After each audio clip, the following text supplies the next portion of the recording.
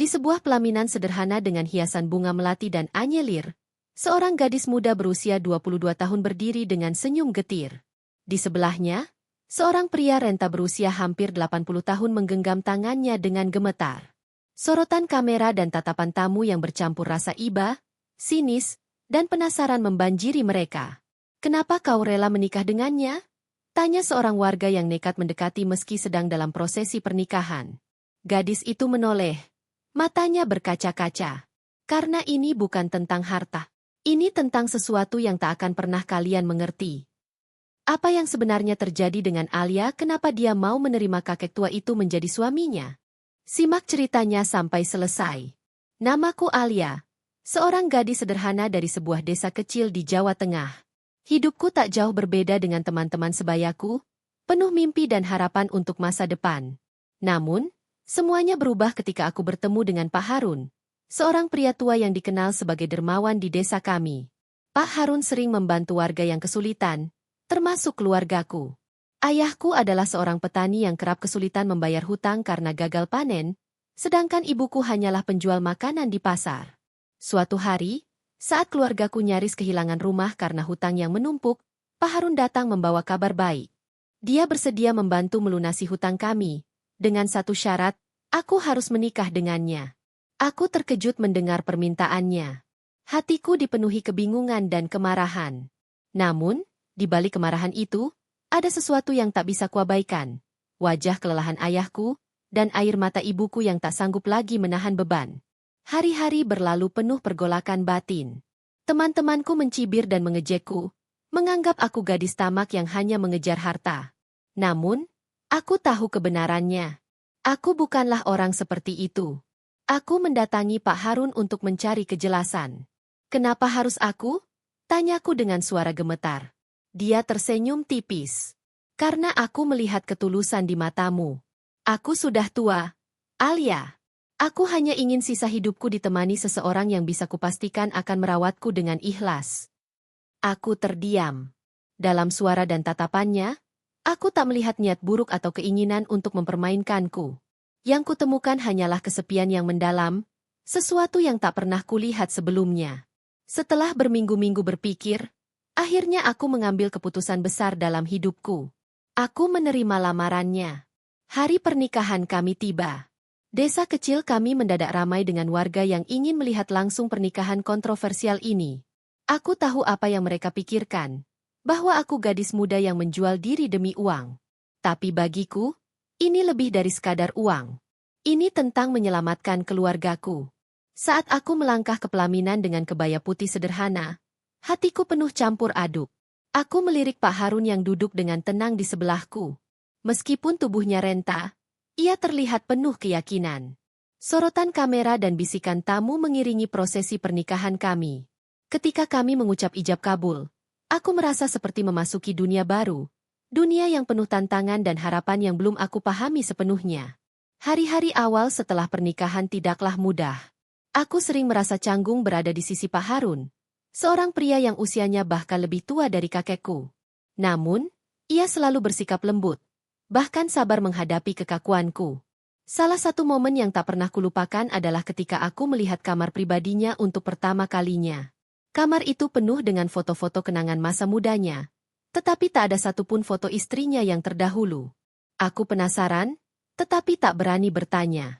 Suatu malam, saat aku menyiapkan makan malam sederhana, Pak Harun berkata, "Alia, kau tahu aku pernah kehilangan segalanya. Istriku, anakku, mereka pergi meninggalkanku karena kesalahan yang kulakukan di masa lalu." Aku menatapnya, mencoba memahami rasa sakit di balik suaranya. "Kesalahan seperti apa, Pak?" tanyaku, hati-hati. Ia terdiam lama sebelum menjawab, "Itu cerita panjang.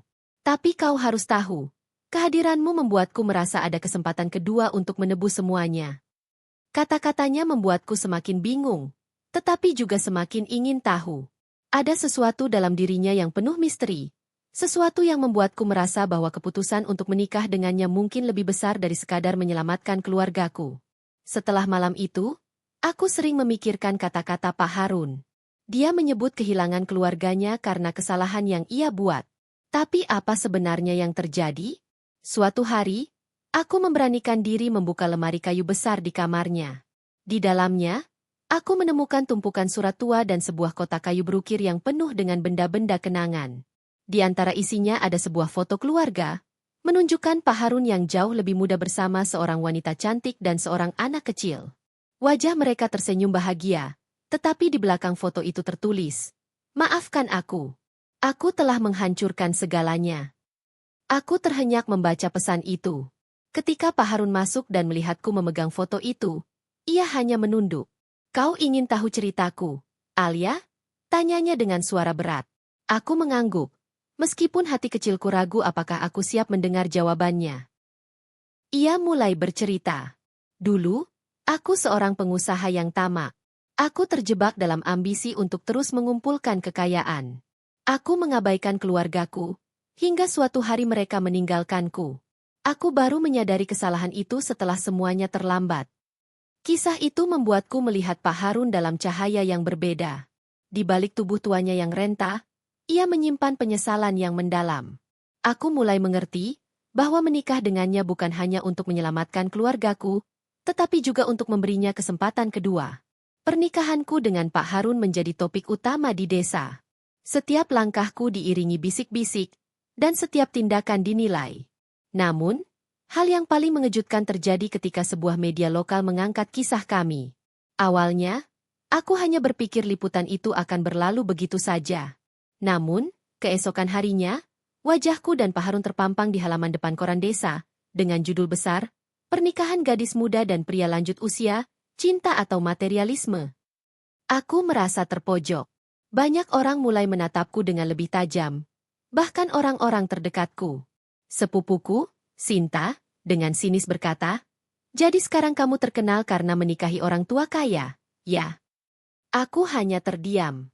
Namun di dalam hatiku, ada rasa sakit yang tak mampu kukendalikan. Aku tahu bahwa kebaikan hati Pak Harun telah menyelamatkan keluargaku.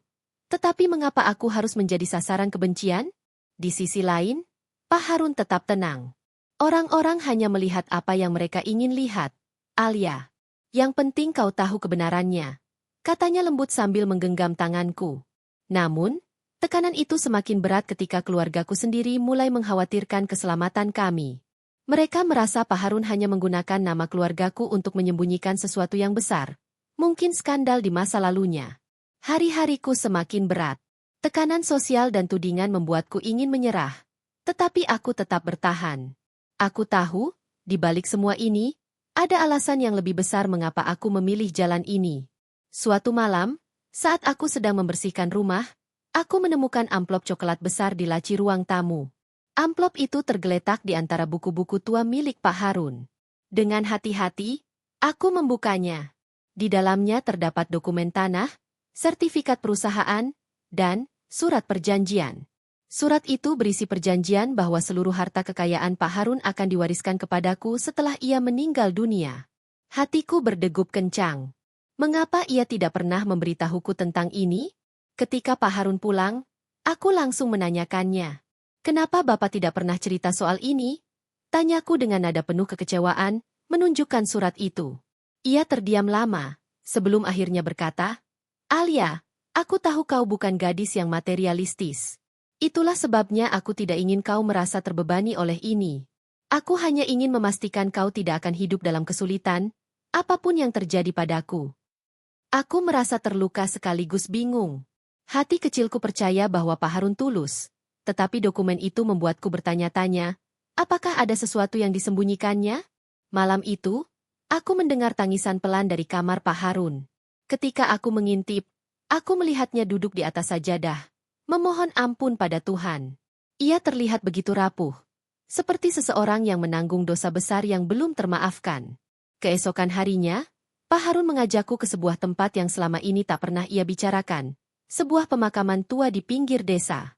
Di sana, ia menunjuk sebuah makam kecil dengan batu nisan sederhana bertuliskan nama, Dewi, dan Bima. "Mereka istriku dan anakku," katanya pelan. "Aku kehilangan mereka karena ambisiku sendiri. Dewi meninggal karena sakit yang tak mampu kuobati tepat waktu. Bima, dia meninggal dalam kecelakaan karena aku terlalu sibuk dengan pekerjaanku untuk menjaganya." Air mataku menetes. Kini aku mengerti alasan dibalik rasa bersalah yang selalu membayangi dirinya. Pak Harun bukan hanya berusaha mencari pendamping, tetapi juga menebus dosa yang selama ini menghantuinya. Sejak ziarah ke makam keluarga Pak Harun, pikiranku terus dihantui oleh cerita-cerita masa lalunya.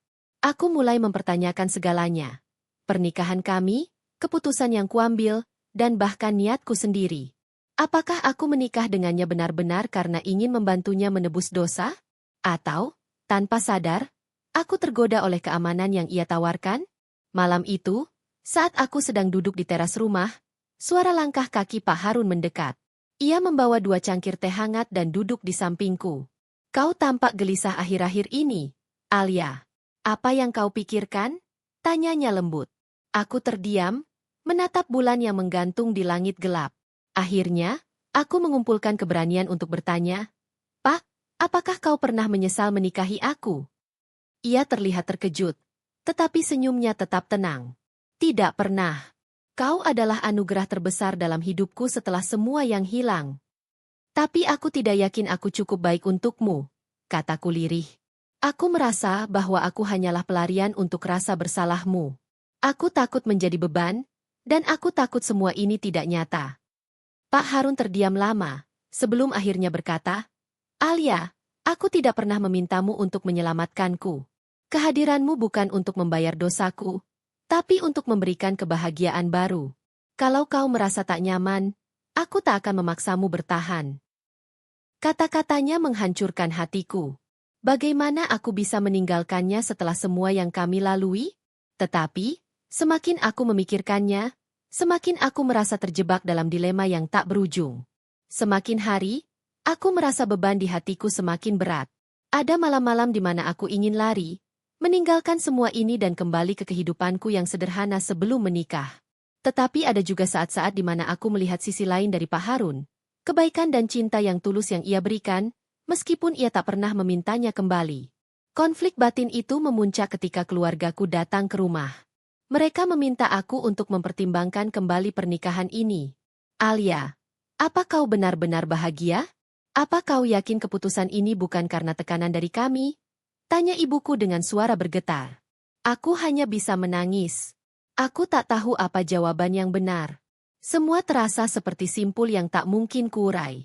Setelah malam panjang bersama keluargaku, aku memutuskan untuk berbicara dari hati ke hati dengan Pak Harun. Aku perlu memahami perasaanku dan juga kejujurannya, untuk menyelesaikan semua konflik yang membelenggu kami. Di ruang tamu yang sunyi, aku menatap Pak Harun yang duduk di kursinya. Pak, aku lelah bertanya-tanya dalam hati. Aku ingin tahu satu hal. Jika suatu saat aku memilih pergi, apakah Bapak akan membenciku? Tanyaku, suaraku bergetar. Ia tersenyum lemah. Wajahnya terlihat lebih tua dari biasanya. Alia, hidup ini bukan tentang memaksa seseorang untuk tetap tinggal. Jika kau pergi, aku akan mengerti. Yang aku inginkan hanyalah kau bahagia. Apapun yang kau pilih. Jawabannya menghantamku. Aku menyadari bahwa cinta yang ia berikan tidak pernah meminta balasan. Namun, apakah aku bisa menerima cinta itu tanpa rasa bersalah? Malam itu, aku memutuskan untuk bertahan. Tidak demi keluarga, tidak demi harta, tapi untuk memahami apa arti cinta sejati. Kami menjalani hari-hari berikutnya dengan tenang, tanpa mempermasalahkan omongan orang. Tetapi sesuatu di dalam diriku tetap merasa belum selesai. 2 bulan setelah percakapan itu, Pak Harun mulai sering sakit. Tubuhnya yang sudah renta semakin melemah. Hingga akhirnya ia harus dirawat di rumah sakit kecil di desa kami. Aku menemaninya setiap hari, memastikan ia mendapatkan perawatan terbaik. Di hari-hari terakhirnya, ia tampak lebih damai. Alia, katanya pelan di suatu pagi. Terima kasih karena telah memberiku alasan untuk bertahan. Aku tidak tahu apakah aku pantas mendapatkan ini, tapi kau telah mengisi sisa hidupku dengan kebahagiaan. Aku menggenggam tangannya erat. Air mataku tidak berhenti mengalir. Bapak jangan bicara seperti itu. Aku masih membutuhkan Bapak di sini. Ia hanya tersenyum, lalu menutup matanya. Detik itu, aku merasakan sesuatu yang hancur di dalam diriku. Pak Harun telah pergi, meninggalkan dunia ini dengan tenang. Namun, setelah kepergiannya, Aku menemukan sebuah surat di kamar rumah kami. Surat itu ditulis dengan tinta yang mulai pudar, tetapi kata-katanya begitu jelas. Alia, jika kau membaca ini, aku ingin kau tahu bahwa aku tak pernah ingin menjadi bebanmu. Semua yang aku lakukan hanyalah untuk memberimu kehidupan yang lebih baik. Maafkan aku jika pernikahan kita terasa seperti cobaan bagimu. Aku mencintaimu dengan cara yang mungkin tak pernah bisa kau mengerti. Aku menangis membaca surat itu, merasa kehilangannya lebih dari yang aku bayangkan. Di sisi lain, aku merasa ia meninggalkan sebuah misteri besar. Apakah aku benar-benar mencintainya, atau hanya berutang pada kebaikannya?